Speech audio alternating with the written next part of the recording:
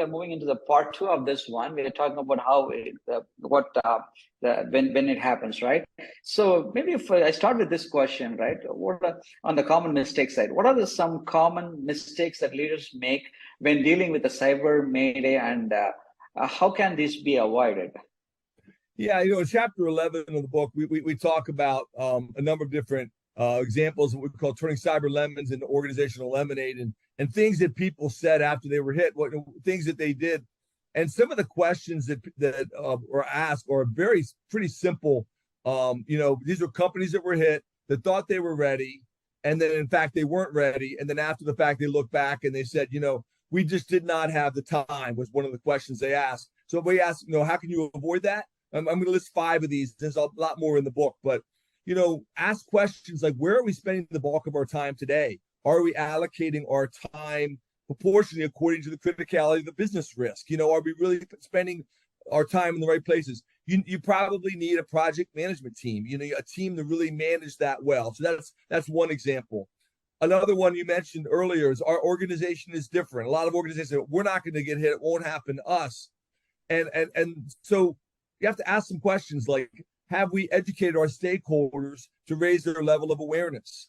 Who are our security champions who can influence how we prepare? Every company thinks they're different. Every company thinks it won't happen to us, but oftentimes culture change and leadership are required. It really starts at the top of the organization. Another one, I'll give you 3 more. The vendor told us it wasn't necessary. So, one question I've had is, how are we cross-checking what our third-party experts are telling us? You're ultimately responsible for your own data and for your customers and clients. It's up to you. So asking who, what, when, where, and how. Who's in charge? What are they going to do? When are they going to do it? Where are they going to go? How are they going to accomplish those tasks? some basic questions like that are really important for organizations. I'll just give you 2 more examples. I hear this a lot. We knew we did A, B, and C, but to do what we really needed to do, full restore, full backups, full this, full that, it was just too hard. We couldn't do it. Have you tried getting allies so it's not just your team fighting this battle? I mean, a lot of technology teams I talk to all over the world tell me, my management just doesn't get it. It's within technology, or the CTO or the CSO or the CIO. We understand it, but our board just doesn't get it. So it does require time and resources, along with a high priority and leadership by example from the top. And then the last one, we get this a lot. Say one more example, and this again, there's a lot more in the book, but we were afraid of what we might discover. I mean, a lot of times people say, we're already doing, just enough, checking the boxes we have to check for compliance, but we didn't want to look behind, some box. we did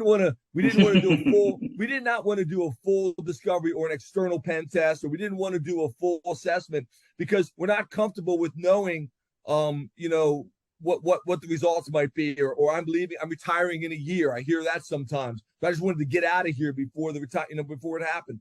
Well, just ask this question: what do the malicious hackers know already about your organization? I mean, they already are probably trying to attack your organization and find those vulnerabilities, find those holes in your organization. So how are you managing those risks today? How are you managing those vulnerabilities today? So I would just encourage you, do a full risk assessment, do a risk assessment of your program, do a risk assessment of your networks, do a risk assessment of your business processes to see how you're really taking care of your data, not just on paper, what the policy says or the procedure says, but are you really doing that as an organization? And again, these are things that companies who were hit wish they had done, but they didn't, and they paid the price. Yeah, absolutely. Because the fear of uncovering more vulnerabilities, and most of the time people are looking at, hey, the red team is coming with the certain checkbox. I just make that, tick the checkbox, and I'm done. So I think well said. And also, security is everyone's responsibility, right? Like in a country, every citizen is responsible for the security. Same way. That kind of how well you do this till you get into certain situation. Here the question is that as a security leader, how they can assess the damage and impact of Cyber Mayday, and how they develop a plan to recover for the recovery and restoration. Dan. Yeah, I mean, I think leadership has to really include, as I mentioned earlier in part one, I encourage everyone to go back and listen to that. It's got to include all parts of the organization. And I'll focus in on this answer in the technology team, but really it does include legal, it includes finance, it includes budget, it includes, your cyber insurance partners, other people you work with. But as part of your plan for your technical team, what really caused this. There are a lot of great tools out there that people can go to. We have a whole list of references in the book that people can use. One of them I just want to mention, nomoreransom.org. That's www.nomoreransom.org is an international website that people can go to that will help them determine whether or not their encrypted data, for example, during a ransomware attack, could be recovered. Reaching out, sometimes people have to reach out to law enforcement.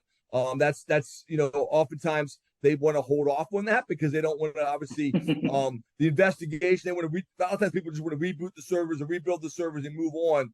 But really having tool sets available that allow you to assess your organization, and or as we mentioned earlier, having a retainer in place where you can bring in outside teams that can do forensics and can determine what exactly is the scope of the problem, how wide is it. You can get into that we call fog of war. It's just everything's happening so fast and the demands are coming in and people are screaming and the network's down and you're getting starting to get calls from the press sometimes. Hopefully you're not, but some cases people say, why is our portal down? Why can't we serve our customers? So all of this comes, at a cost. And I think you have to have teams with clear responsibilities so you can have somebody, okay, your job is to go figure out exactly what the scope of the problem is, what's down, what's up. Your job is to work with the media. Your job is to make sure we have the tool sets in place. Your job is to work with law enforcement. Bringing all those together is a challenge, and that's why you need to practice it. That's why you really need to assess the damage in a holistic way and really have a plan in place so people know what to do in the event of attack.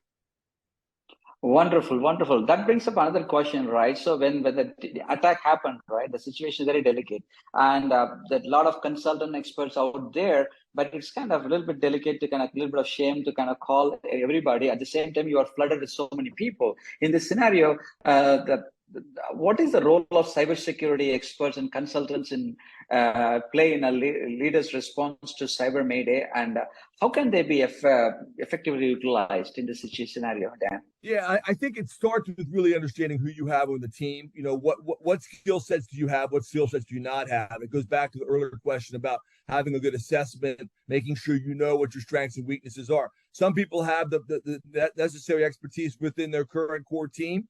Especially if you're like a Fortune 500 company, or maybe you have partners already on site with you ready to go, 724, 365.